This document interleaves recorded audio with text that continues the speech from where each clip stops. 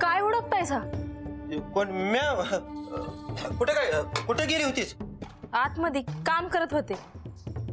तुम्हासनी काय हवं आहे? खायचं केलं नाही वयात? भूक लागली वाटतं. अगं मग का उगा विचारतोय का जेवण झालंय का नाही म्हणून? जेवण नाही केलं अजून. का? वरडू नका, अजून शिदा यायची आहे. नाहीतर आतमध्ये जाऊन वरचं धान्य काढून खाली आणा. लागलीच भाकर करून देते. आता वर कशा पायी ठेवायचं? हा, हातच लागतंय म्हणल्यावर खाली आणून ठेवायचं का नाही? तुम्ही आणा की. आता पत्र तुम्हीच आणत होता ना मग खाली धान्य. रंग्या आला परत. काय बरं वाटतंय ना आत? का अजून डोसकं ठिकाणावर नाही तुझं? तर मला काय झालंय तेव्हा? मला कशा पायी विचारते? विचार स्वतःला. कालच्याला कसं वागत होतस र? जणू काही आपल्याला काही कळतच नाही असा. बानू तू काय बोलतेस? मला काय ठाव नाही. मी सांगू का? ए गंगे, रंग्या तिच्यावर कशा पायी ओरडतोस? तू सांग गंगे, काय झालं हाय? तुझा तोंड उग मध्ये मध्ये खुपसून उगाच तुला सांगू ठेवतोय. तू सांग गंगे, मी आम्ही बघते यो काय करतोय. सांग आता. सांग म्हणलं ना तुला. अव आता त्यासनी भूक लागली होती आणि म्या काय जेवण केलं नाही म्हणून रागावला आहेत ते. खरं सांगतेस ना ग? भाईजी खरंच सांगते. पर शिधा येते म्हणून थांबली म्या. तर ह्यासनी त्रास होतोय त्याचा. एवढा बी धीर धर बनावय र तुला.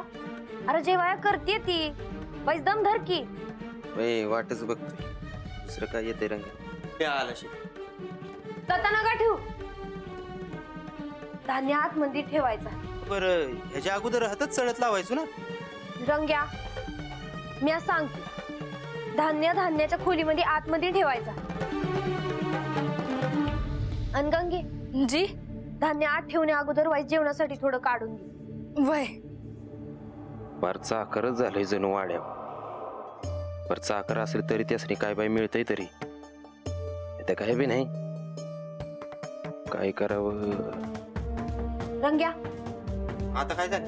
अरे त्यासनी वाट जाऊ ना आतमध्ये धान्याच्या खोलीकड. अरे जा की नुसतं उभा का आहेस? हा वय वय चला या या.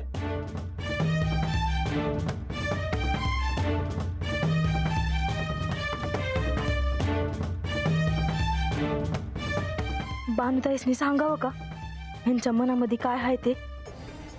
हात आल्या धरणं आपल्या हाताला काहीच लागलं नाही म्हणतात हे सांगावं का तेसनी? नाही नाही नग, आता नग काय सांगाया. नंतरचं नंतर बघू.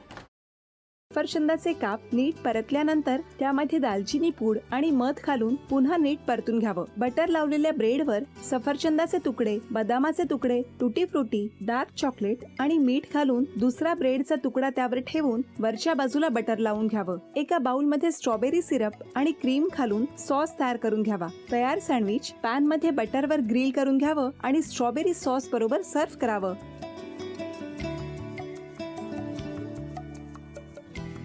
हे जेव्हा बोलत होते तेव्हा मी बघत होतो की या दोघांनी स्वतःचा संसार उभा केलाच, पण स्वतःच्या संसाराबरोबर अनेकांच्या आयुष्यात आनंद निर्माण केला.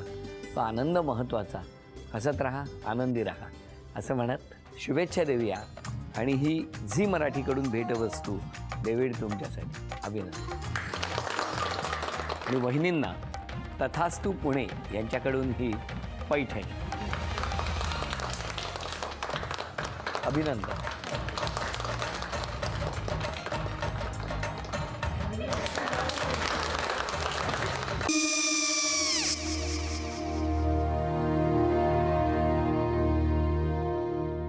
काय गो?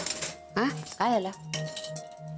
काय झालं? काय आले, मी निकाल लावून आली. हो पण तिची आईच काय बोलली? तिला वाटलं का सगळ्या निशाने आपल्या चुका कबूल केल्या का? आई, मी चांगलं सुनावून आली आहे. हं. त्या तिची बाजू घेत होत्या, पण मी लक्ष दिलं नाहीये. खूप झालं आता. चांगुलपणा खूप झाला. मऊ दिसलं ना की कोपऱ्याने खणतात ना माणसं, ते असं. अगो पण आईच म्हणली काय तिची? पटला काय ती का? मला माहिती नाहीये. आई, मी तुम्हाला नंतर फोन करते. हो आणि आई बाबा जे बोलले त्याचं वाईट नका वाटून घेऊ. सॉरी. सॉरी काय त्या? नेहा आले. आई मी येते. होय. काकू येते.